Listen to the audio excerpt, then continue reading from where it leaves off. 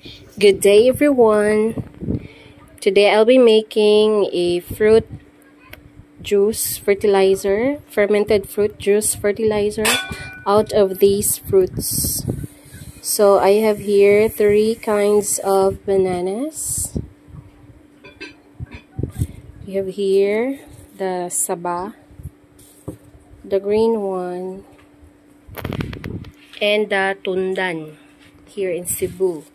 I also have here piña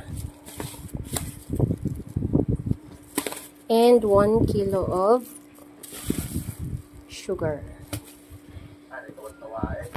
So this is in preparation for my next project, which will be the grapes here in my front yard. So meron akong grapes, kaya lang nasa likod, hindi siya naaarawan, kaya it's not productive. Ngayon, I decided to sell my mother plants, mulberries, to give way for my new project, itong grapes. And kaya gagawa ko ngayon ng fermented fruit juice as an organic fertilizer sa aking mga grapes.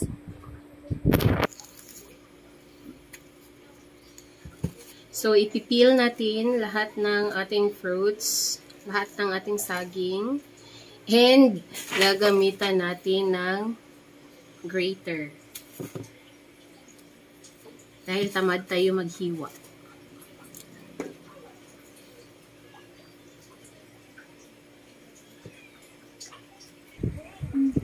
So, meron tayong pinya.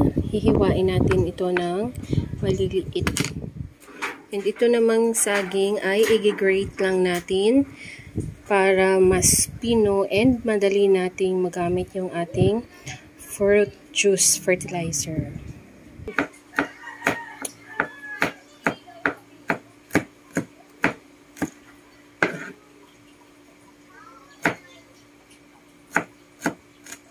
So, meron tayong i-prepare na timba. Dito natin i-mix itong ating mga fruits.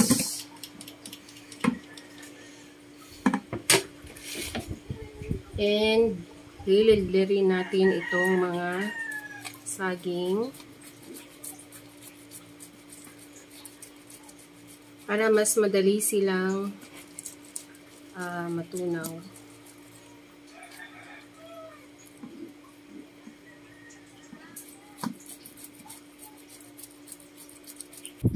So, tapos na nating lidlirin yung ating mga fruits. Na-direct natin inilagay sa balde or timba. I-mix natin itong pinya and yung mga tatlong uri ng banana. Then, lalagyan natin ngayon ng sugar. So, ang ratio nito ay 1:1. So, I think hindi siguro ito nagkaabot ng 1 kilo dahil hindi natin sinali yung mga balat. So, imimix natin ngayon ang ating sugar. Mga 3/4 lang siguro. 3/4 of sugar sa ating fruits. And then make sure na malinis ang pagkagawa dahil kapag hindi, magmo-molds and magkakaroon ng mga bad bacteria as we ferment our fruits. So, i-mix lang natin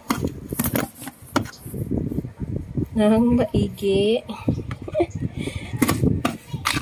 ang ating fruits and sugar.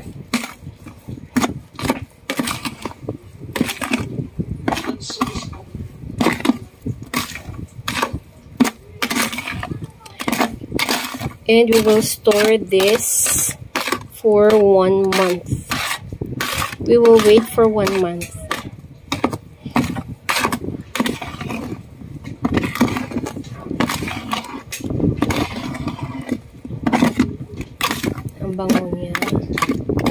madali lang itong matatapos kasi hindi naman malalaki yung pagkahiwa dahil ginagrate natin yung fruits.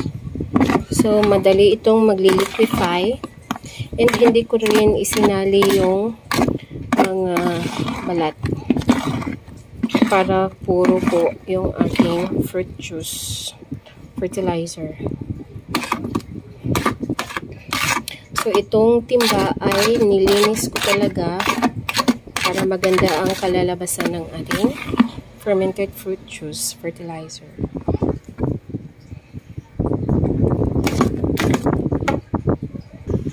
So, matapos nating ma-mix ng maigi yung ating mixture, ay tatakpan na natin and is to store natin sa room temperature. So, ito na yung balde. Kaunti lang yung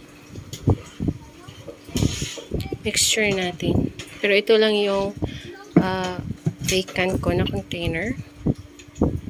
So, I'll update na lang kung ano nang kalalabasan ng ating fermented fruit juice fertilizer. Thank you for watching.